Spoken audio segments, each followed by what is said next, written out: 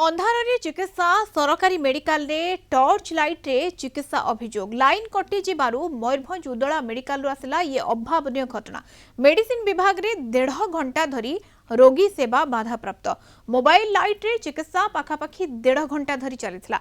ए समय रे जो रोगी सबु मेडिकल को आसीथिले सेमानकु एही अवस्था रे ही चिकित्सा करा जायथिला। अंधार रे टॉर्च आलुआ रे चिकित्सा चलीथिबार वीडियो सोशल मीडिया रे भाइराल हेउछि, जहाकी मात्र 26 सेकेंड रो वीडियो भाइराल हेउछि। तेबे एसडीएमओ कहिसंती एपरि घटना किछि घटि नाही, एहा तो एहार तदंत करा जिवो। उदला मेडिकल रे गतकाली किंबा निकट अतीत रे एते समय धरी केबे विद्युत काट होई अंधार होई नाही।